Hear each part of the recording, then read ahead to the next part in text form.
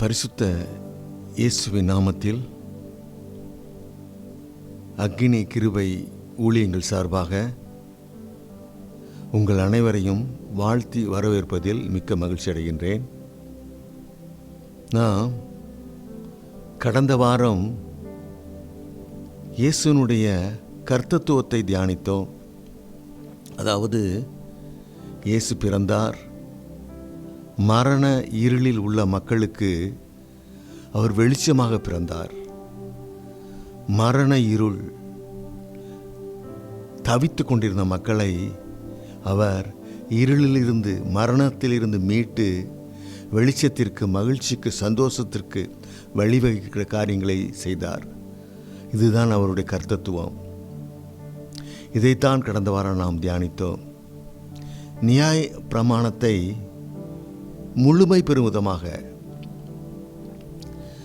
கிருபையின் பிரமாணமாக தமது மலை பிரசங்கத்தின் மூலம் நமக்கு கற்றுக் கொடுத்ததை பார்த்தோம்.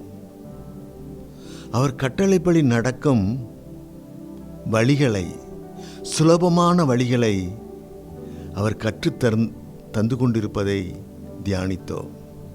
இந்த வாரமும் அதன் தொடர்ச்சியாக மலை பிரசங்கத்தின் வாயிலாக அவருடைய கற்பனைகளை நாம் நமது வாழ்க்கையில் கடைபிடிக்க சொல்லித் தருவதை பற்றி தியானிக்க இருக்கின்றோம்.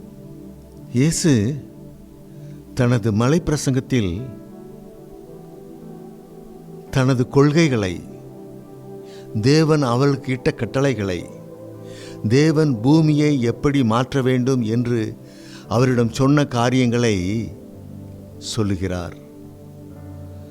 அவரது கற்பனைகள்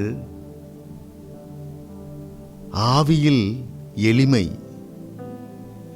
நீதியின் மேல் பசிதாகம், இரக்கம், இருதயத்தில் சுத்தம், சமாதானம், இதுதான் அவருடைய கற்பனைகளாக இருந்தது.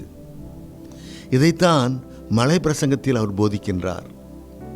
இவைகளை எப்படி நாம் கற்றுக்கொள்வது, பெற்றுக்கொள்வது, வாழ்க்கையில் கடைபிடிப்பது என்பதை அவர் சொல்லும் காரியத்தை தான் நாம் இன்று பார்க்க இருக்கின்றோம். இப்படியாக அவர் மலை பிரசங்கத்தின் மூலமாக பூமியில் உள்ள மக்களை தயார்படுத்துகின்றார். அவர்கள் இந்த கற்பனைகளை கைக்கொண்டு வாழ ஏதுவாக, இந்த கற்பனைகள் சொல்லப்பட்ட குணங்களை உடையவர்களாக, இப்படிப்பட்ட காரியங்களை செய்பவர்களாக, இந்த பூமியை ஒரு பரலோகமாக மாற்ற ஏதுவாக, அதற்குள் வாழும் மக்களை பரலோக பிரஜையாக, பரலோக மக்களாக மாற்ற ஏதுவான வகையில் கற்றுக் கொடுக்கும் காரியம்தான் அவருடைய கற்பனை, கர்த்தத்துவம். இவைகளை நாம் நமது வாழ்க்கையில் ஈஸியாக கடைபிடிக்க ஏதுவாக நியாய பிரமாணத்தை முழுமை பெறும் விதமாக மாற்றி அமைத்து அதை கிருபையின் பிரமாணமாக நமக்கு தருகின்றார். இந்த நியாய பிரமாணத்தின் கடினத்தை போக்கி நம்மை நீதிமானாக மாற்ற ஏதுவாக கிருபையின் பிரமாணமாக அதை தருகின்றார். இதை சரியாக கைக்கொண்டால் பாக்கியவான்களாக மாறுவீர்கள் என்கின்றார். அதிக முக்கியத்துவம் வாய்ந்த இந்த மலை பிரசங்கத்தை நாம் இன்று தியானிக்க இருக்கின்றோம். நாம் தேவனிடம் எப்போதும் கேட்டுக்கொண்டே இருக்கின்றோம். தேவனிடம் வந்தாலே ஒரு பெரிய லிஸ்டோடு வருகின்றோம்.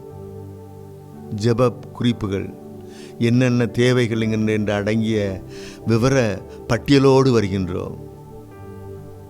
வந்தவுடன் அழ ஆரம்பித்து விடுகின்றோம். அதை தாரும், இதை தாரும் என்று அவரிடம் அழுகையிலேயே நம்மளுக்கு ஜெபங்கள் ஆரம்பிக்கின்றது. பிச்சைக்காரர்கள் போல தா தா என்று கெஞ்சி கொண்டே இருக்கின்றோம். நாம் ஒன்றை மறந்து விடுகின்றோம். நாம் அவருடைய குமாரர்கள், குமாரத்திகள். அவருடைய சொத்தில் நமக்கு பங்கு உண்டு.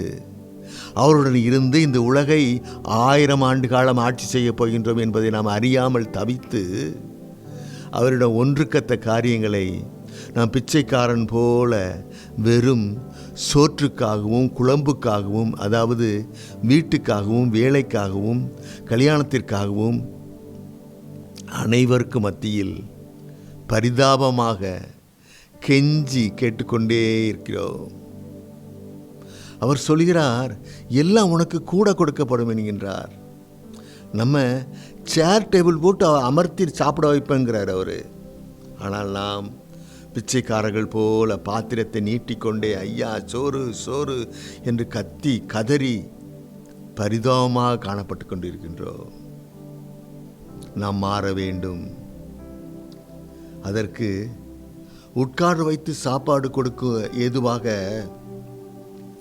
அவர் நம்மை என்ன செய்ய விரும்புகிறார், என்ன செய்ய சொல்கிறார் என்று கவனிப்போம். வாருங்கள், வசனத்தை வாசிக்க கேட்போம். மத்தேயு 5ஆம் அதிகாரம் 3வது வசனம். ஆவியில் எளிமையுள்ளவர்கள் பாக்கியவான்கள், பரலோக ராஜ்யம் அவர்களுடையது. ஆவியில் எளிமையுள்ளவர்கள் பாக்கியவான்கள். அது மட்டுமல்ல, பரலோக ராஜ்யத்துக்கு ஓனர் அவங்க. பரலோக ராஜ்யம் அவருடையதுன்னு வேதம் சொல்லுது. பரலோக ராஜ்யத்துக்கு நுழைவுச்சீட்டே, அனுமதி, டிக்கெட்டு ஆவியின் எளிமை தான். ஆவியில் எளிமை இருந்தால் பரலோக ராஜ்யத்தில் போயிடலாம். நம்ம பரலோக ராஜ்யம் சுதந்திரித்துக் கொள்ளலாம். பரலோக ராஜ்யத்தை சுதந்திரிக்கிறது மூலமாக பாக்கியவான்களாக நாம் மாறிவிடுகின்றோம். எப்பொழுது? ஆவியில் எளிமை இருந்தால். சரி, இந்த ஆவியின் எளிமை என்றால் என்ன? ஆத்மாவில், சிந்தையில், எண்ணத்தில், நிலைப்பில் எளிமையுள்ளவர்களாக காணப்பட வேண்டும். எல்லோரிடமும் அன்பும் இரக்கமும் உடையவர்களாக, எளிமையாக பழகுகிறவர்களாக, தாழ்மையுடையவர்களாக இருத்தல். தனக்கு வீடு இருக்குது, வாசல் இருக்குது, பதவி இருக்குது, பணம் இருக்குது, அழகு இருக்குது, பேரம்பேத்திகள், சொந்த சொத்து சுகம் எல்லாம் இருக்குது. ஆனால் இவனுக்கு வேலை இல்லை, வீடு இல்லை, இவனுக்கு யாரும் கிடையாது, இவன் அனாதை, அதனால் இவனை நீ நான் போ என்று நம்ம சொல்லலான்னு சொல்லக்கூடாது. தன்னை போல பிறனை நேசிக்கணும். தன்னை பிற நீ வா என்று போன் கூப்பிட்டா நம்மளுக்கு எவ்வளோ வருத்தப்படுறோம். அதை உணர்ந்து நாம் எல்லோரையும் மதிப்பு மரியாதையாக கவனிக்க வேண்டும். இதுதான் ஆவியில் எளிமை. என்ன எவ்வளோ சொத்து இருந்தாலும், என்ன பதவி இருந்தாலும், எதிராக உள்ளவன் நம்ம ஈக்குவலாக மதிக்கணும். ஏன்னா அவனும் தேவனுக்கு புத்திரன், நாமும் தேவனுக்கு புத்திரன். தேவன் தான் நம்மளுக்கு 2 பேருக்கும் அப்பா என்பதை உணர்ந்து நாம் நடந்தால் ஆவியில் எளிமை உள்ளவர்கள்.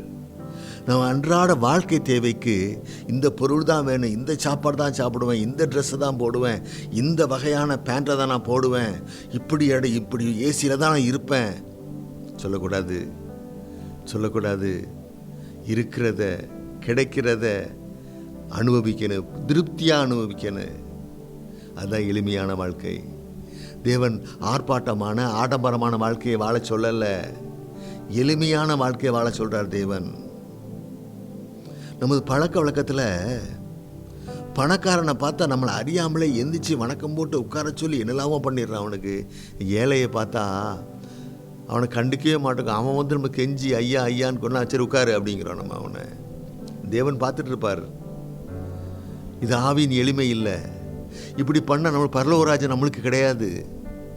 ஏன்னா ஆவியின் எளிமை உள்ளவர்களுக்கு தான் பரலோகராஜன் தேவன் சொல்லுது. பிச்சைக்காரனையும் நம்மளை போல அவனை நேசிக்கணும். அவன் என்ன சூழ்நிலையும் அப்படி ஆயிட்டான். அவன் அந்த சூழ்நிலை நம்மளுக்கும் வராதுன்னு சொல்ல முடியாது. அதனால் ஏழைக்கும் பணக்காரனுக்கும் ஒரே ராஜ பார்வையாக இருக்கணும், ஒரே பார்வையை கொடுக்கணும். நமது வாழ்க்கையில் வீட்டில் எளிமையாக இருக்கணும். வீடு ஆடம்பர பொருட்களை வச்சுட்டு நான் அது அப்படி ஆள் இப்படி ஆள், நான் பாரு என் வீட்டில் அது இருக்குது இது இருக்குது, நான் ஒரு பெரிய ஆளுன்னு காட்டக்கூடாது, காட்ட ஆசைப்படக்கூடாது. ஆசைப்பட்டு துட்டெல்லாம் வீணாக்கி கடன் வாங்கி கஷ்டப்படக்கூடாது. உணவில் எளிமை. நான் அந்த இதுதான் சாப்பிடுவேன், இந்த தான் சாப்பிடுவேன்னு இல்லை. எளிமையான உணவு, சத்துள்ள உணவு. ஆப்பிளில் வைட்டமின்ஸ் எவ்வளோ இருக்கோ அதே இது நெல்லிக்காயில் 20 மடங்கு இருக்குதுன்னு சொல்கிறாங்க. 20 மடங்கு எத்தனையோ மடங்கு இருக்குதுன்னு சொல்கிறாங்க. ஸோ தேவன் சத்துள்ள பொருட்களை சாதாரண சத்துக்களை சாதாரண கிடைக்கிற விலை குறைவான பொருட்களையும் தேவன் சத்துக்களை வைத்திருக்கிறார். இந்த பாருங்கள், எனக்கு ரொம்ப ஆச்சரியமான ஒரு காரியம். சாதத்துக்கு தண்ணி விடுறோம், அந்த சாதம் கெட்டு போக மாட்டேங்குது. இது செல்லு தண்ணிக்குள்ளே போட்டால் செல்லு முடிஞ்சு போகுது. ₹1,00,000 செல்லால் தண்ணிக்குள்ளே இருக்கிறது தாங்க முடியல, செல்லு காலியாகிடுது. காரு மழைக்குள்ளே எவ்வளவோ கார்கள்லாம் பிரயோஜனம் இல்லாமல் போயிட்டு. ஆனால் தேவன் எப்படி வச்சுருக்காரு பாருங்க, அந்த தண்ணிக்குள்ளே நம்ம சாதத்தை போட்டால் சாதம் கெட்டு போகாமல் இருக்குது. இதை மட்டும் மாற்றி அமைச்சிருந்தாருன்னு வச்சுடுங்க, பாலுக்குள்ளே சாதம் போட்டால் தான் சாதம் கெட்டு போகாதுன்னா நம்ம சாதத்தை நம்ம பயன்பாட்டுக்கு மேலே மீதி வச்சுருக்க முடியுமா? பால் விற்கிற விலை என்ன? அதனால் தேவன் எளிமையான காரியங்களை பூரா வச்சிருக்கிறார். அந்த எளிமையெல்லாம் நம்ம பயன்படுத்தணும். உடையில் எளிமை, நடத்தையில் எளிமை. அது நடத்தையில் எளிமை. நம்ம வணக்கம் சொல்லும்போது நம்ம முந்தி கொள்ளணும். நம்ம தான் ஃபஸ்ட்டில் வணக்கம் சொல்லணும். நம்ம பெருமையாக இருக்கக்கூடாது. நம்ம எவ்வளோ பெரிய ஆள், இவன் நம்மகிட்ட வேலை பார்க்குற ஓயே, இவன் தான் நம்மளுக்கு வணக்கம் சொல்லணும், நம்ம வணக்கம் சொல்லக்கூடாது அப்படின்னு இருக்கக்கூடாது. நம்ம முதல்ல அவனை வணக்கம் சொல்லணும். இதான் ஆவியின் எளிமை, இதான் நடத்தையில் எளிமை. பிறர் பார்வைக்கு எல்லா வகையிலையும் எளிமையான தோற்றத்தை உடையவராக இருக்க வேண்டும். அப்படி இருந்தோம்னா பரலோக ராஜ்யத்துக்கு நம்ம ஓனர். இதுதான் மலை பிரசங்கத்தில் தேவன் சொல்கிறாரு, பரலோக ராஜ்யத்துக்கு ஓனர் ஆக்குறம்பா, நீ ஆவியில் எளிமையாகு. உனக்கு எல்லா காசு பணம் எல்லாத்தையும் வச்சுக்க, ஆனால் அதை காட்டாத. அதுக்கு பதிலாக எளிமையை காட்டு. உனக்கு கொடுக்கறது நான் போட்ட பிச்சை, உனக்கு கொடுக்கறது என்னுடைய கிருபை. பணம் காசெல்லாம் கொடுத்ததுக்கு, வேலையெல்லாம் கொடுத்தது என்னுடைய கிருபைங்கிறத உணர்ந்து நம்ம அதெல்லாம் கிடைக்காதவங்க மேலே பரிதாபப்பட்டு அன்பு செலுத்தி அவங்களுக்கு ஆறுதலாக இருக்கணும். அதுதான் ஆவியின் எளிமை. அடுத்து நீதியின் மேல் பசிதாகம். நீதியின் மேல் பசிதாகம்னா நீதி என்ன பிரியாணியா? அதை பார்த்த உடனே பசி வர்றதுக்கு. வசனத்தை வாசிக்க கேட்போம். மத்தேயு 5:6. நீதியின் மேல் பசிதாகம் உள்ளவர்கள் பாக்கியவான்கள், அவர்கள் திருப்தி அடைவார்கள். பார்த்தீங்களா? திருப்தி இருக்குது அதில். திருப்திங்கிற வார்த்தை நீங்கள் அனுபவித்து பார்த்தா தெரியும். நம்ம வயிறு ஃபுல்லாக சாப்பிட்ருப்போம் மத்தியானம், ஆனால் ஒரு 2 or 3 ஹவர்ஸில் நம்மளுக்கு எதாவது சாப்பிடணும்னு தோணும். திருப்தி இருக்காது, நம்மளுக்கு திருப்தி இருக்கவே இருக்காது. திருப்திங்கிறது தேவன் கொடுக்குற வரம். அது தேவன்கிட்ட வர கிருபை. அதுதான் தேவன் சொல்கிறாரு, நீதியின் மேல். அந்த திருப்தி எப்படி சொல்கிறாரு பாருங்க. நீதியின் மேல் பசிதான் உள்ளவனுக்கு தான் திருப்தி தருவாங்கிறாரு தேவன். அவ்வளோ திருப்தி அவ்வளோ முக்கியமான காரியம். அப்போது தான் திருப்தி தருவங்கிறார். நமது திருப்தி மனதளவில், வாழ்க்கையில், எல்லா நிலையிலும் திருப்தி. சாப்பாடில் மட்டுமில்லை, மனதில் போதுமென்ற மனம்.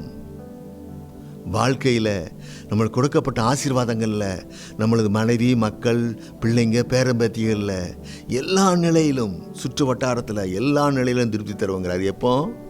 நீதியின் மேல் பசிதாக இருந்தா, நீதியின்படி நடந்தா.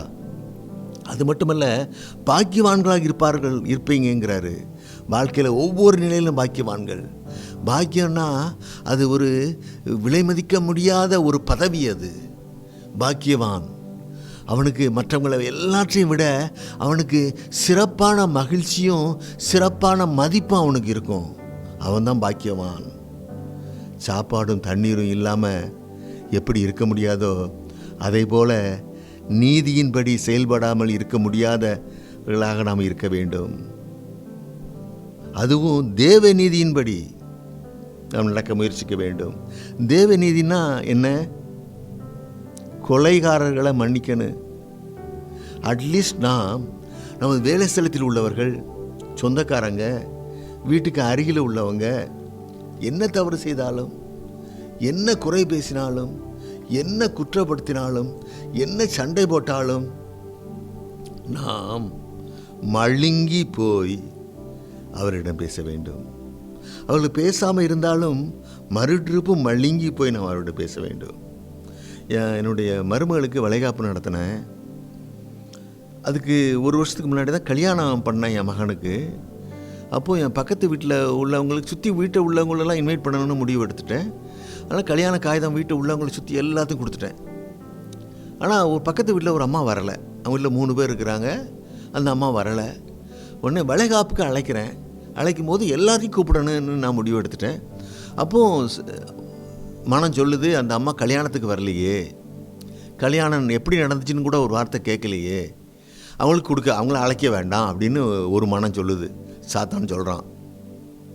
இன்னொரு மனம் சொல்லுது, நீ யார்?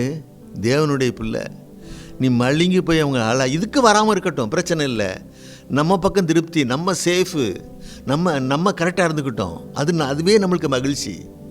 அவங்க வரலங்கிறது அவங்க பொறுப்பு. ஆனால் நம்ம அழைச்சாச்சு. முதல் ட்ரிப்பு வராமல் இருந்தும் திருப்பி போய் அழைச்சிட்டோம்னா அதுதான் நம்மளுக்கு பரம சந்தோஷம், பரம திருப்தி. நான் போய் கூப்பிட்டேன், அவங்க அந்த அம்மா வந்துட்டாங்க. வந்து எங்கூட ரொம்ப நேரம் இருந்தாங்க மண்டபத்தில். ரொம்ப மகிழ்ச்சியாக இருந்துச்சு. சாத்தான் அது கெடுக்க பார்த்தீங்களா? சாத்தான் நீதி சொல்லுவான். அவங்க தான் கல்யாணத்துக்கு வரலையே, அவன் நீதி நியாயம் பேசுவான். அவன் அதை ஒதுக்கி தள்ளனு. நம்ம தேவனுடைய பிள்ளைங்க மழுங்கன்னு மன்னிக்கணும், விட்டு கொடுக்கணும். நம்ம மழுங்கி போய் அவர்கிட்ட பேச வேண்டும். அவர்களை நண்பர்கள் போல, நமக்கு உதவி செய்தவர்கள் போல பாவித்து அவர்களுக்கு உதவி செய்யணும். ஆனால் அவங்க சண்டை போட்டிருப்பாங்க, ஆனால் குறை பேசியிருப்பாங்க, குற்றப்படுத்தியிருப்பாங்க. அப்படி அதை நினைக்கக்கூடாது. அவள் நண்பர்களைப் போல பாவித்து அவள் உதவி செய்ய வேண்டும். இதுதான் தேவநீதியாகும். இதை செய்யாமல் போனால், இதில் தவறிவிட்டால் அன்று நமக்கு தூக்கம் வரக்கூடாது. அதை சரி செய்த பிறகுதான் நம்மால் தூங்க முடிய வேண்டும். நான் வேலை பார்க்கும்போது ஒரு சின்ன பிரச்சனைகள் வந்துடும். ஏன்னா நான் நூல் பிடிக்கிற ஆள். சின்ன பிரச்சனைகள் வந்துடும். ஆனால் யாரையும் நான் குற்றப்படுத்த மாட்டேன், யாரையும் தாழ்வாக பேச மாட்டேன், எல்லார்ட்டையும் மதிப்பு கொடுத்து அன்பாக பேசுவேன். ஆனால் ஒரு சில பிரச்சனைகள் வந்துடும். ஏன்னா வேலை பார்த்தீங்களா, நான் வேலை செய்யாமல் இருந்துட்டாங்கன்னா அது எனக்கு பிடிக்காது. எனக்கு நான் நினைப்பேன், நான் வேலை பார்க்கும்போது என்னுடைய கண்ட்ரோலில் 18,000 பிள்ளைங்க படித்தாங்க. அந்த 18,000 பிள்ளைங்க படிப்புக்கு நான் தான் பொறுப்பு. தேவன் என்கிட்ட அந்த பொறுப்பை கொடுத்துருக்கிறாருன்னு நான் நினைப்பேன். அதனால் அதில் ஏதாவது குறை வந்தால் எனக்கு அதை தாங்க முடியாது. அப்போது நான் வீட்டுக்கு வந்தோடனே நான் யோசிச்சா நீ தூங்க முடியாது. எனக்கு அந்த பிரச்சனை வந்துடும், இனிமே நாளைக்கு இந்த பிரச்சனை வரும் அப்படின்னு வீட்டிலேருந்து யோசித்து தூக்கமே வராது எனக்கு. யோசித்து அதுக்கு முடிவெடுத்து காலங்காத்தாலே போய் அந்த பிரச்சனை சால்வ் பண்ணிடுவேன். நான் யார்கிட்ட அன்பாக பேசுவேன், தாழ்மையாக பேசுகிறவங்கள்ட்ட தாழ்மையாக பேசுவேன், இறக்கப்படுறவங்கள்ட்ட இறக்கப்பட்டு அந்த பிரச்சனையை தேவனுடைய கிருபையினால் அந்த பிரச்சனையை முடிச்சிருவேன். நான் அதை முடித்த பிறகு தான் நிம்மதி, எனக்கு மூச்சு விட முடியும், தூங்க முடியும். அதே போல் நம் நீதி தவறிட்டோம்னா அது நீதியை சரிகட்டுற வரைக்கும் தூக்கம் வரக்கூடாது நம்மளுக்கு. அதுதான் நீதியின் மேல் பசிதாகம். அந்த நீதி மேல் பசிதாக இருக்கிறவன் தான் பாக்கியவான்கிறாரு தேவன். அப்படி இருந்துட்டோம்னா நம்ம தூங்க முடியாமல் அது பிறகு தான் தூக்கம் வரணும் நம்மளுக்கு. நீதியின் மேல் அப்படி ஒரு பசிதாக இருந்துட்டுனா நம்ம தேவனுடைய கற்பனைகள் இப்படி நடக்கிறோன்னு அர்த்தம். மலை பிரசங்கத்தில் தேவன் இதை தான் வற்புறுத்துறாரு. நீதியின் பால் உள்ள அன்பை இதை தான் சொல்கிறாரு. நீ அடுத்தவங்களை குற்றப்படுத்தி குறை சொல்லி தண்டனை கொடுக்கறது இல்லை நீதி. நம்ம மாறன அவங்களுடைய தவறுகளெல்லாம் பொறுத்து கொண்டு மன்னித்து நம்ம அவங்ககிட்ட அன்பு செலுத்தணும். மழுங்கி போய் அன்பு செலுத்தணும். சூடு சொரணை இல்லாமல் எல்லாத்தையும் அன்பு செலுத்தணும். இதுக்கு பேர் தான் நீதியின் மேல் பசிதாகம். அடுத்ததை பார்ப்போம். இரக்கமுள்ளவர்கள் பாக்கியவான்கள்ங்கிறாரு. அந்த வசனத்தை வாசிக்க கேட்போம். 5ஆம் அதிகாரம், மத்தேயு 5ஆம் அதிகாரம் 7வது வசனம். இரக்கமுள்ளவர்கள் பாக்கியவான்கள், அவர்கள் இரக்கம் பெறுவார்கள். பார்த்தீங்களா? இரக்கம் வேணும்னா இறக்கப்படணும். திமிர் இருந்துச்சுன்னா நம்மளுக்கு திமிர் தான் பதிலாக கிடைக்கும். ஆணவம் இருந்துச்சுன்னா நம்மளுக்கு ஆணவம் தான் பதிலாக கிடைக்கும். அன்பு காட்டினோம்னா அன்பு பதிலாக கிடைக்கும். இரக்கத்தை காட்டினோம்னா இரக்கம் பதிலாக கிடைக்கும். நம்மளுக்கு வாழ்க்கையில் எல்லாம் சைக்கிளிங் மாறி வரும். ஒரு இன்பம் வரும், அடுத்து துன்பம் வரும், அடுத்து இன்பம் வரும், துன்பம் வரும். ஸோ அடுத்தவங்க மேலே இறக்கப்பட வாய்ப்பு இருந்தால் உடனே இறக்கப்பட்டுறணும். அவங்களுக்கு எல்லாருமே இறக்கப்படணும். இறக்கப்பட்டு அவங்கள மன்னித்து அவங்க ஹெல்ப் பண்ணணும். ஏன்னா நம்மளுக்கு இதே சூழ்நிலை நாளைக்கு வரலாம். இதுதான் மலை பிரசங்கத்தில் இயேசு சொல்கிறாரு, இறக்கப்படுகிறவர்கள் பாக்கியவான்கள். பாக்கியம் பட்டிருக்கிறாங்க. அவங்க இரக்கத்தை எப்போ கோபாக்கினி நாளில் இரக்கத்தை காட்டுவார் தேவன் நம்ம மேலே. இரக்கமுள்ளவர்கள் என்றால் என்னங்கிறத நம்ம கொஞ்சம் தெளிவாக பார்ப்போம். பிறர் படும் கஷ்டத்தை புரிந்து கொண்டு உணர்ந்து கொண்டு அவர்களுக்கு ஆறுதலாக இருப்பது. இது ஒரு ஞானம். இந்த ஞானம் இருந்தால் தான் நம்ம இரக்கம் உள்ளவர்களாக வாழ முடியும். இந்த ஞானம் எப்படி கிடைக்கும்? நம்மளுக்கு பேராசை இருக்கக்கூடாது, பெருமை இருக்கக்கூடாது, போதுமென்ற மனம் வேணும்.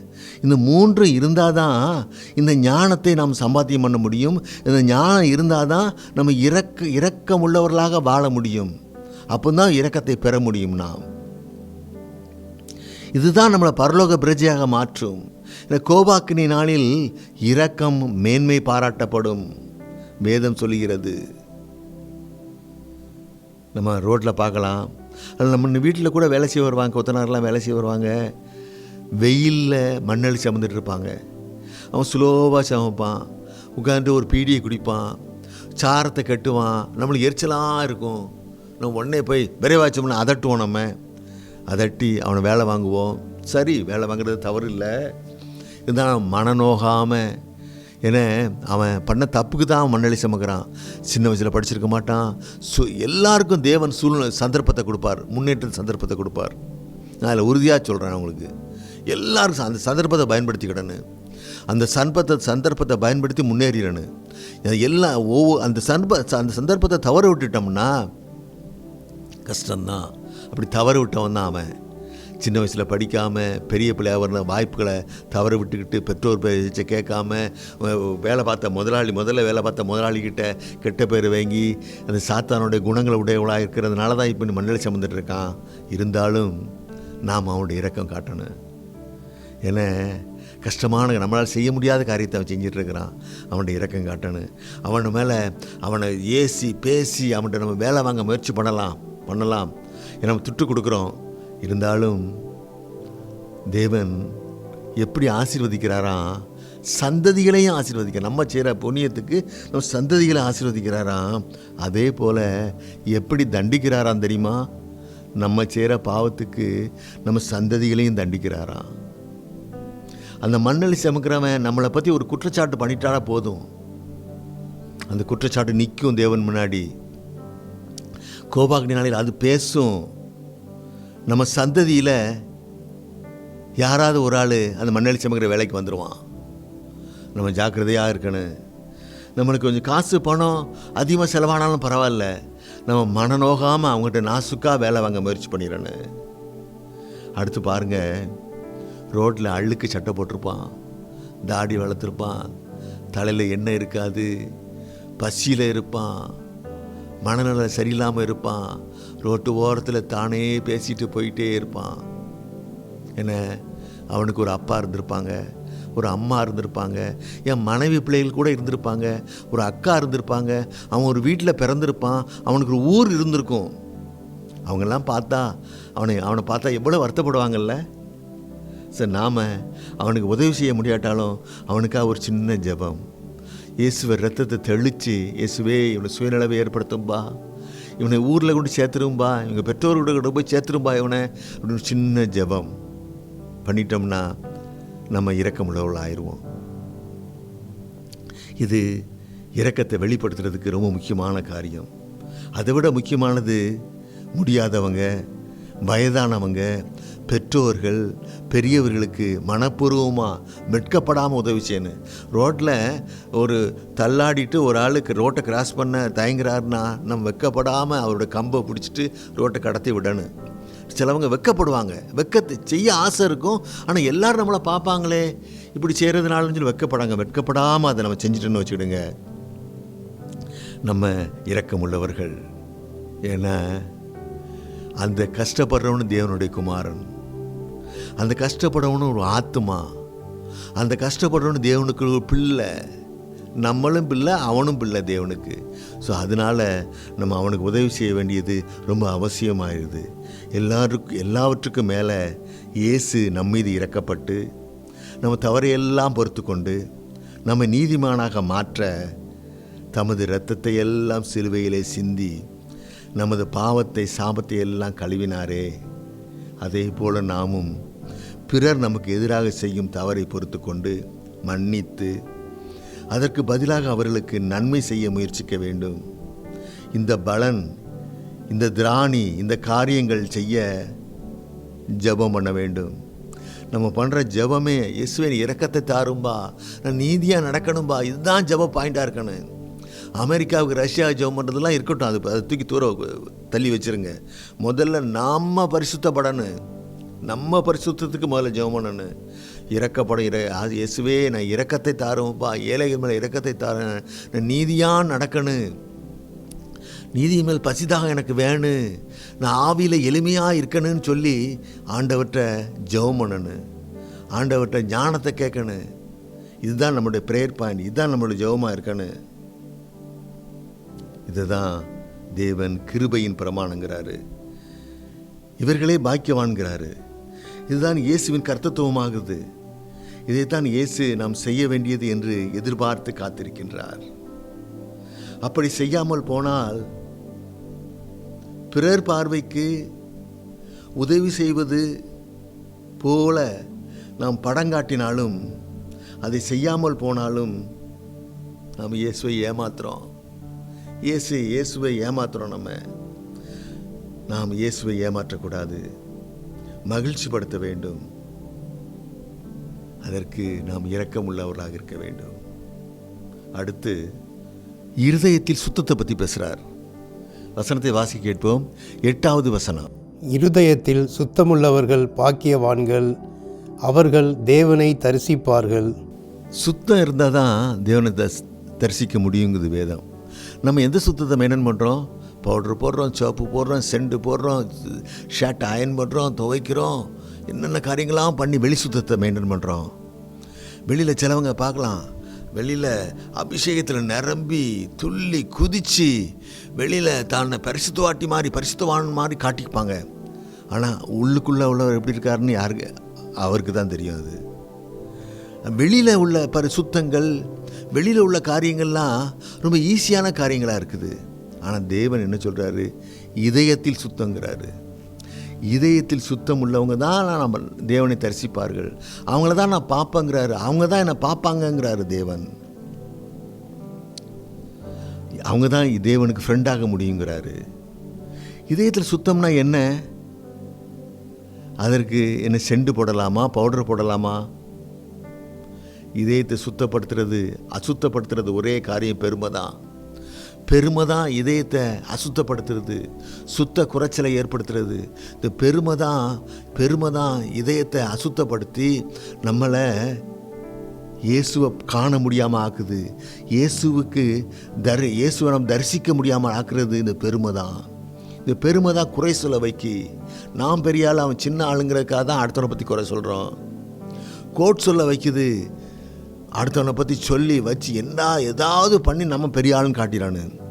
பணத்தாசை, அவனுக்கு இவ்வளோ சொத்து இருக்குது. நான் நேற்று காரில் வந்துட்டு இருந்தோம், நாங்கள் சொந்தக்காரங்களாம் வந்துட்டு இருந்தோம் ஹாஸ்பிட்டல்லேருந்து. அப்போது அந்த மற்றவங்களாம் பேசுகிறாங்க. என்ன பேசுகிறாங்கன்னா, ஒரு ஆள் 100 ஏக்கர் நிலத்தை வாங்கிட்டாராம். அவர் தான் ஹீரோ. காரில் பூரா அவரை பற்றி தான் பேசப்பட்டிருக்கு. வேறு எதுவுமே பேசலை. நான் வாயை திறக்கவே இல்லை, அவங்க தான் பேசுகிறாங்க.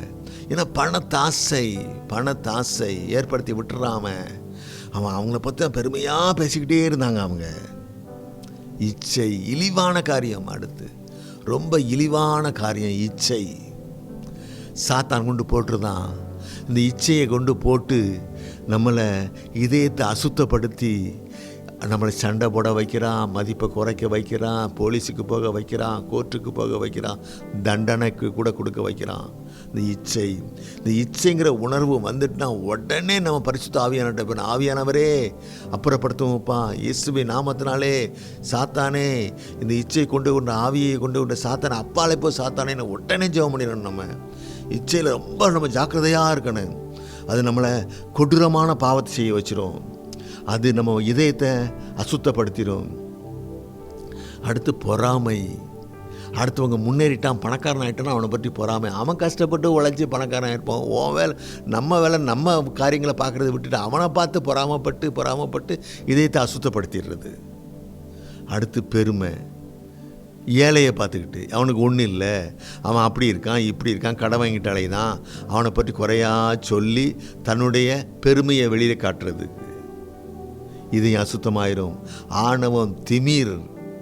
இது பணம் கொண்டு வந்துடுது அவங்களுக்கு. ஆணவம், திமிர இதயம் அசுத்தமாயிரும். சோம்பேறித்தனம், ஊதாரித்தனம், இது ரெண்டும் ட்வின்ஸு. சோம்பேறித்தனமும் ஊதாரித்தனமும். ஏன்னா காசை கஷ்டப்பட்டு வேர்வை சிந்தி சம்பாதித்தா தானே காசை செலவழிக்கும் போது ஐயோ காசு செலவழிக்கிறோன்னு அருமை தெரியும். சோம்பேறித்தனமாக அடுத்தவன் காசை எடுத்து செலவழிக்கும் போது ஊதாரித்தனமாக தானே செலவழிக்க தோணும். இந்த ஊதாரித்தனமும் சோம்பேறித்தனமும் சேர்த்து தான் கடன் வாங்க வைக்குது. இதுதான் கடன் வாங்குறதுக்கு உள்ள காரியங்களை இது ரெண்டும் தான் செய்யுது. நம்மளுக்கு நம்ம உஷாராக இருக்கணும். இதில் நம்ம இயேசுவின் நாமத்தினாலே சோம்பேறித்தனமே அப்பாலே போன்னு சொல்லணும். நம்ம சுறுசுறு காலையில் எந்திரிச்ச உடனே பகல் முழுவதும் வேலை செய்யணும். சுறுசுறுப்பாக இருக்கணும். வீட்டை சுத்தமாக வச்சுருக்கணும். தேவன் உலாவர இடம் வீடு சுத்தமாக இருக்கணும். வேலை ஸ்தலத்தில் உண்மையாக இருக்கணும். சரியான நேரத்தில் வேலைக்கு போகணும். சிக்கனமாக செலவு பண்ணணும். யோசித்து செலவு பண்ணணும். ஃபைனான்ஸ் மேனேஜ்மெண்ட்டுங்கிறது ரொம்ப முக்கியம். பட்ஜெட் போட்டு செலவழிக்கிறாங்க. அதே மாதிரி நம்ம பட்ஜெட் போட்டு கவனமாக செலவழிக்கணும். சிக்கனமாக இருக்கணும். சேமிக்கணும். அப்போது இந்த சோம்பேறித்தனமும் ஊதாரித்தனமும் தனத்தை நம்ம ஜெயிச்சிடலாம். நம்ம மனதுக்குள்ள நம்ம மனம் சுத்தமாக இருக்கும். அப்போனும் சண்டை, பெருமையினால் சண்டை, வைராக்கியம், பொய், களவு, கள்ளத்தராசு எல்லாமே இதயத்தை மாசுபடுத்தி விடுகிறது, அசுத்தப்படுத்தி விடுகின்றது. நம்மளை தேவனை பார்க்க முடியாமல் ஆக்கிறது. எல்லாத்துக்கும் மேலே விக்கிரக ஆராதனை. ஆண்டவருக்கு காணிக்கை கொடுத்தா போதும், ஜெபம் பண்ணால் போதும், ஆண்டவர் இதைத்தான் கேட்டு ஜெபம் பண்ணால் போதும், நம்ம பைபிள் வாசித்தா போதும்னு சொல்லிக்கிட்டு ஆண்டவர் விக்கிரகமாக்கி ஆண்டவர்கிட்ட உலக தேவைகளே கேட்டுக்கிட்டே இருப்பது. இதுதான் இதயத்தை மாசுபடுத்துகிறது. இதயத்தை சுத்தமாக இருக்கிற இதயத்தை அசுத்தமாக்கி விடுகின்றது. தேவனை நம்மை விட்டு தூரப்படுத்தி விடுகின்றது. இந்த அசுத்தங்கள் இல்லாமல் இருந்தால் அந்த இதயம் சுத்தமாக இருக்கும். தேவனை பார்க்க அவர்களுக்கு அனுமதி, தேவனோடு இருக்க அனுமதி அவர்களுக்கு கிடைக்கும். சுத்தமான இருதயம் உள்ளவர்களுக்கு தேவன் அவர்களுக்கு தன்னை காட்டுவார். எப்படி தேவன் தன்னை எப்படி காட்டுவார்? சமாதானமாக இருப்பாங்க, மகிழ்ச்சியாக இருப்பாங்க, ஆரோக்கியமாக இருப்பாங்க, நிம்மதியாக இருப்பாங்க, போதுமென்ற மனத்துடன் இருப்பாங்க. இந்த குணங்கள்லாம் அவங்ககிட்ட இருக்கா? இருந்தால் தேவன் நம்மகிட்ட இருக்கிறார். இந்த குணம் இல்லையா, சாத்தான் தான் நம்மகிட்ட இருக்கான்னு அர்த்தம். தேவன் நம்மகிட்ட இல்லைன்னு அர்த்தம். எதெல்லாம்? சமாதானம், மகிழ்ச்சி, ஆரோக்கியம், நிம்மதி, போதுமென்ற மனம். இதுதான் தேவனை பிரதிப்படுத்துது. தேவனுக்கு பதிலாக இது நம்மகிட்ட இருக்குது. இது இருந்தால் தேவன் நம்மகிட்ட இருக்காருன்னு அர்த்தம். நாம் தேவனறி அருகில் இருக்கிறோம் என்று அர்த்தம். அடுத்து சமாதானம் பண்ணணுங்கிறார் தேவன். அந்த வசனத்தை வாசி கேட்போமா? 9வது வசனம். சமாதானம் பண்ணுகிறவர்கள் பாக்கியவான்கள், அவர்கள் தேவனுடைய புத்திரர் எனப்படுவார்கள். தேவனுடைய புத்திரர். தேவன் யாரு? வானத்தையும் பூமியும் படைத்த தேவன் வாரிசு. நம்ம பிள்ளையாக மாத்திரம். எப்போ? சமாதானம் பண்ணுனா. சமாதானம்னா என்ன? அது எப்படி? அப்பாவுடைய வேலை என்ன? சமாதானத்தை ஏற்படுத்துவதுதான் அப்பாவுடைய வேலை, தேவனுடைய வேலை, இயேசுடைய வேலை. அவருடைய பெயர் என்ன பேர்? சமாதான காரணர். அதே போல நாமும் சமாதானத்தை ஏற்படுத்தினால் அவருடைய குமாரராகிவிடலாம். சமாதானம்னா என்னன்னா, அதை பண்ண என்ன செய்ய வேண்டும்? சமாதானம் பண்ணும் தகுதி நமக்கு எப்போதும் வரும் என்றால், நமக்கு பகைக்கிறவர்களுக்கு நன்மை செய்கிற குணம் வேணும். சமாதானம் பண்ணுற தகுதி எப்போ வரும்? பகைக்கிறவர்களுக்கு நன்மை செய்கிற குணம் வேணும். சபிக்கிறவர்களுக்கு ஆசீர்வாதம் பண்ணுற தகுதி வேணும் நம்மளுக்கு. அந்த பலன் வேணும் நம்மளுக்கு. நிந்திக்கிறவர்களுக்கு ஜெபம் பண்ணணும். அவங்க கஷ்டங்கள்லாம் போகணும். அவங்க என்னென்ன அறியாமல் நிந்திச்சிட்டு இருக்காங்கன்னு நம்ம ஜெபம் பண்ணணும். இந்த 3 சேர்ந்து தான் சமாதானத்தை செய்யுது, சமாதானத்தை உண்டு பண்ணுது. இட்லிக்கு எப்படி அரிசி மாவும் தோசை மாவும் தேவைப்படுதோ அதே போல் சமாதானத்துக்கு இந்த 3ம் தேவைப்படுது. என்ன 3? பகைக்கிறவர்களுக்கு நன்மை, சபிக்கிறவர்களுக்கு ஆசீர்வாதம், நிந்திக்கிறவர்களுக்கு ஜெபம். இது 3 நம்ம செஞ்சிட்டோம்னா நம்ம சமாதானத்தை செய்கிறோன்னு அர்த்தம். இன்னும் அந்த சமாதானத்தை பெற்றுக்கொள்வதற்கு இன்னும் காரணங்கள் இருக்குது. மற்ற காரணிகள் என்னென்ன? அன்பு. எல்லாரிடம் அன்பு. அவன் ஏழையாக இருந்தாலும், பணக்காரனாக இருந்தாலும், அவன் நோய்வாய்ப்பட்டிருந்தாலும், வயசானவராக இருந்தாலும், சின்ன பிள்ளையாக இருந்தாலும், ராஜாவாக இருந்தாலும், பிச்சைக்காரனாக இருந்தாலும் அன்பு செலுத்தணும். அன்புனா என்ன? அவன் தேவைகளுக்கு நான் உதவி பண்ணுறது. அவனை மதிக்கணும். அவனை அவமதிக்கக்கூடாது. அவன் மனம் வருத்தப்படாமல் அவன்கிட்ட நடந்து கொள்ளணும். இப்படி நம்ம பண்ணணும். பொறுமை. யார் என்ன குற்றப்படுத்தினாலும், என்ன குறை சொன்னாலும், என்ன பேசினாலும் நம்ம கண்டுக்காமல் அதெல்லாம் தூக்கி தூர வச்சுட்டு நம்ம அன்பை மட்டுமே காட்டணும் அவங்ககிட்ட. அவங்க அப்படி எதுவும் செய்யாதவர்கள் போல் நம்மகிட்ட பேசணும். இது சொந்தக்காரங்கள் மத்தியில் நம்ம கண்டிப்பாக அப்படி பேசணும். அப்போ தான் சொந்தத்தை தக்க வைக்க முடியும். சொந்தக்காரங்கள் மத்தியில் நம்ம அவங்க பேசுனது, அவங்க கேட்டதெல்லாம் எல்லாம் நம்ம காதுக்கு வந்துடும். அதை மனதில் வச்சுக்கிட்டு அவங்கள்ட்ட பேசக்கூடாது. அதெல்லாம் அவங்க சொல்லவே இல்லை. அதெல்லாம் தூக்கி தூர வச்சுட்டு நம்ம அன்பை காட்டணும். நம்ம தேவனுடைய பிள்ளைங்கிறது அவங்களுக்கு நிரூபிக்கணும். நம்ம அதுதான் பொறுமை. தாழ்மை. வயதானவங்க மத்தியில் நம்ம பெரிய அதிகாரியாக இருக்கலாம். ஆனால் வர்றவங்க சாதாரணவங்களுக்கு தாழ்மை. ரொம்ப தாழ்மையாக இருக்கணும். நம்ம முதல்ல வணக்கம் சொல்லணும். தாழ்மைக்கு அடையாளம் முதல்ல நம்ம கையை தூக்கிறணும். முதல்ல வணக்கம் சார் நம்ம சொல்லிடணும். அதுக்கு பிறகு தான் அவங்க சொல்லணும். அதில் நம்ம ஜெயிக்கணும். அதுதான் தாழ்மையின் அடையாளம். விட்டு கொடுக்கணும். சரி, நீ ஆபிரகாம் எப்படி விட்டு கொடுத்தாரு லோத்துக்கு? நீ முதல்ல போ. நீ ஒன்று கண்ணுக்கு குளிர்ச்சியானதை நீ தேடிக்கிட்டையா? போ, நான் என் பச்சைன்னு இல்லாத இடத்துக்கு நான் போகிறேன் அப்படின்னு விட்டு கொடுத்தார். விட்டு கொடுக்கணும், மன்னிக்கணும். இதுதான் பெரிய கஷ்டமான ஒரு காரியம். நம்ம வார்த்தையில் சொல்லிடுவோம், மன்னிச்சிட்டேன்னு சொல்லுவோம். ஆனால் அவங்க செஞ்ச காரியங்கள் மனதுக்குள்ளே எட்டி பார்க்கும், சிந்தையில் வந்துக்கிட்டே இருக்கும். அவங்க மன்னிக்கிறது தான் தேவ கிருபை இருந்தால் தான் மன்னிக்க முடியும். நான் என்னுடைய அனுபவத்தில் அது முக்கியமான ப்ரேயர் பாயிண்ட். அது மன்னிப்புங்கிறது முக்கியமான உண்மை, உத்தமம், மன்னிப்பு எல்லாம் ஒரு முக்கியமான ப்ரேயர் பாயிண்ட். ஆனால் நம்மளை இந்த ப்ரேயர் பாயிண்ட்டுக்குள்ளே ப்ரேயர் பண்ண விடுறதே இல்லை. யார்? பெரிய ஊழியக்காரங்கன்னு சொல்லப்படுறவங்க. அவங்க என்ன பண்ணுறாங்க? அவங்க நம்மளை பார்த்த உடனே நீ அமெரிக்காவுக்கு ஜெபம்னு, ரஷ்யாவுக்காக ஜெபம்னு, அதுக்கு ஜெபம்னு, இதுக்கு ஜெபம்னு சொல்லி நம்மளை டைவர்ட் பண்ணிடுறாங்க. நம்ம முதல்ல பரிசுத்தமாகலையே. அந்த பெரிய ஊழியக்காரங்களை பாருங்கள், அவங்க பாவத்தை கண்டித்து உணர்த்த மாட்டாங்க, பரிசுத்தத்தை பற்றிலாம் பேச மாட்டாங்க. அவங்க ஏன்? கூட்டம் வராது. கூட்டம் வராட்டா என்ன? காணிக்க வராது. காணிக்க வராட்டா என்ன? தன்னை பெரிய ஊழியக்காரங்க காட்ட முடியாது. பாவத்தை கண்டித்து உணர்த்தவே மாட்டாங்க. அவங்க பெரும் கூட்டமாக தன்னை பெரிய கூலியக்காரன் காட்டுறதுக்கு நம்மளை பற்றி நம்மளுக்காக நம்ம ஜெபம் பண்ண விடாமல் நம்மளெல்லாம் டைவர்ட் பண்ணிடுவாங்க. அழகாக டைவர்ட் பண்ணிடுவான் சாத்தான். டைவர்ட் பண்ணி அந்த ப்ரேயர் பாயிண்டை பிரிண்ட் பண்ணி கொடுப்பாங்க. பிரிண்ட் பண்ண ப்ரேயர் பாயிண்டை வச்சுட்டு ஜெபம் பண்ணிட்டு இருப்பாங்க. இவன் வீட்டில் இவனுடைய பையன் குடியாரனாக இருப்பான், புருஷன் அயோக்கியனாக இருப்பான். ஆனால் இவங்க ப்ரேயர் பாயிண்டை வச்சு எதுக்கு?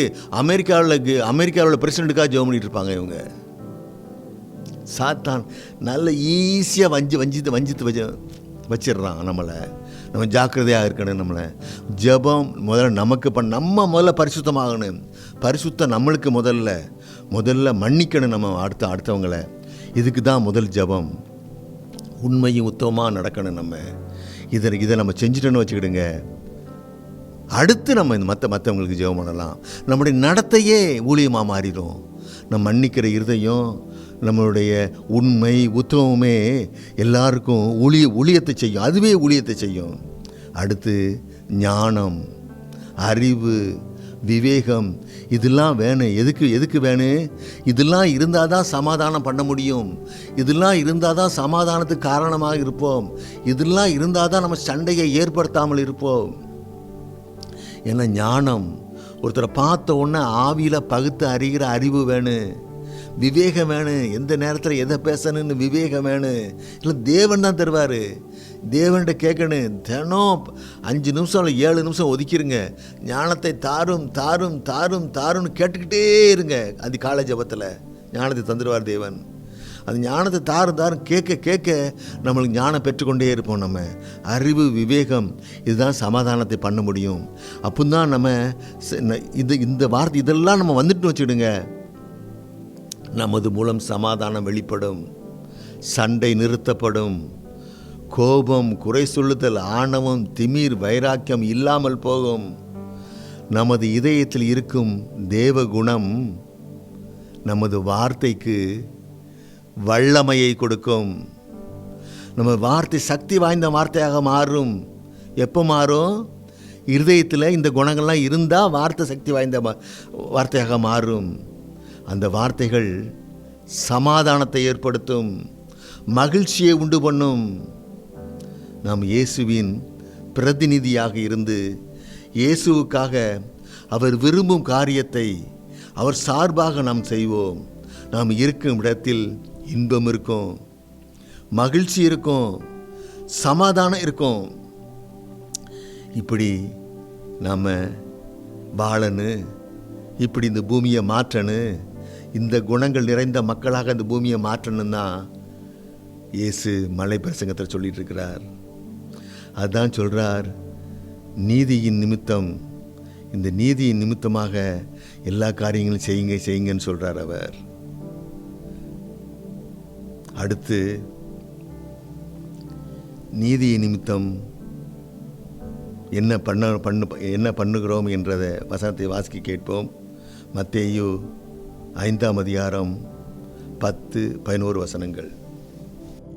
நீதி நிமித்தம் துன்பப்படுகிறவர்கள் பாக்கியவான்கள், பரலோக ராஜ்யம் அவர்களுடையது.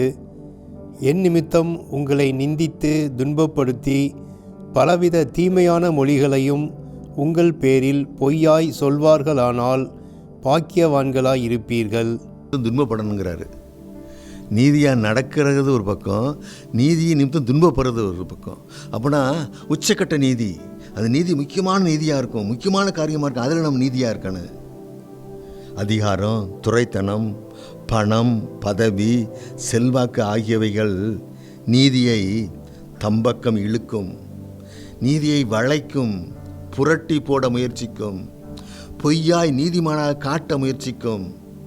நாம் அவர்களுக்கு அடிபணியாமல் ஏழைகளுக்கு, சிறியவர்களுக்கு, திக்கற்ற பிள்ளைகளுக்கு, பரதேசிகளுக்கு, சிறுமைப்பட்டவர்களுக்கு உதவி செய்தால் அதன் மூலம் நமக்கு பகை வரலாம், இடைஞ்சல் வரலாம், துன்பம் வரலாம், குறைவுகள், வெறுப்புகள், நஷ்டமெல்லாம் வரலாம்.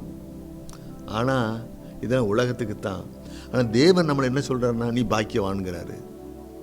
நீ இவ்வளோ கஷ்டப்பட்டு நீதி நிலைநாட்டுறியா, நீ பாக்கியவான்கிறார் தேவன். ஏனென்றால் வேதம் சொல்கிறது, என் நிமித்தம் இது நடக்கிறது என்று.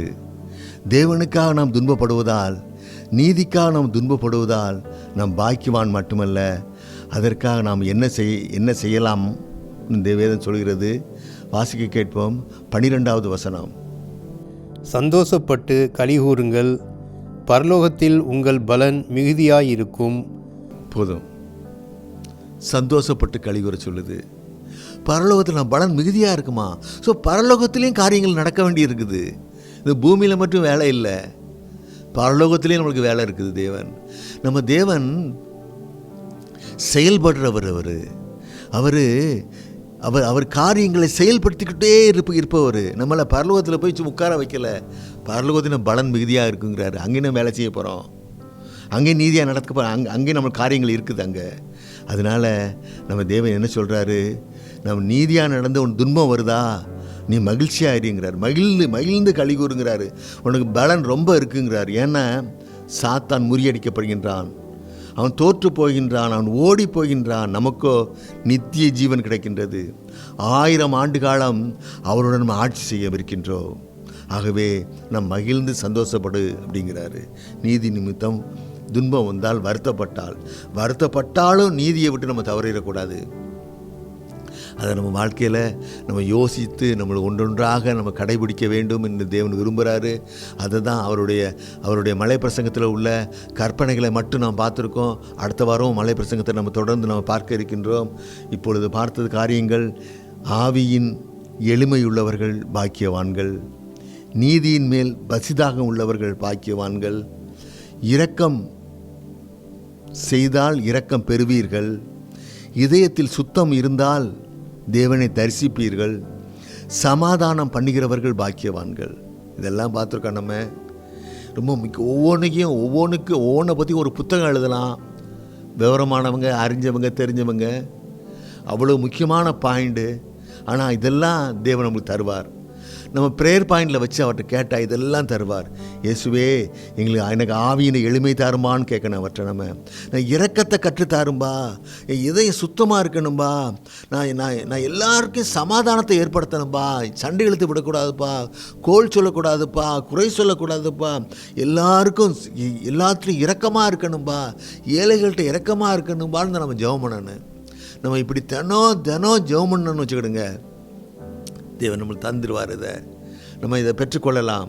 நம்ம ஜெபந்தான் முக்கியம். நம்ம இதை ஜெபத்தில் பாயிண்டில் ஏற்றி நம்ம ஜெபம் பண்ணுறோம்னா நம்மளுக்கு தேவன் இதெல்லாம் தந்துடுவார். நம்ம இதில் தேவன் கொடுத்த வாக்குத்தத்தங்கள் படி நம்ம மகிழ்ச்சியாக வாழலாம். கண்களை மூடிக்கொள்ளுங்கள். ஜெபம். பரலோக பிதாவே, நீர் எங்கிட்ட பேசின தேவக்கா நன்றியப்பா.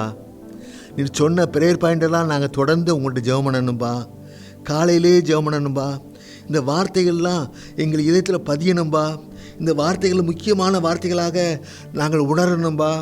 எங்கள் மூளை அதை ரொம்ப முக்கியம். இதுதான் கிறிஸ்தவம், இதுதான் தேவன் விரும்புகிறாரு, இப்படி செஞ்சுட்டோம்னா பரலோக பராஜை மாற்றிடலான்னு நாங்கள் விசுவாசிக்க வையும்பா. இந்த வார்த்தைகளை கேட்ட நாங்கள் இயேசுவே, இதன்படி செய்து நாங்கள் உமது பிள்ளையாக இந்த பூமியை மாற்ற, இந்த கேட்டவர்கள் எல்லாரும் இந்த உமது பிள்ளையாக மாறி இந்த பூமியில் உமது ராஜ்யம் கட்டப்பட கிருபை பாராட்டும் பிதாவே.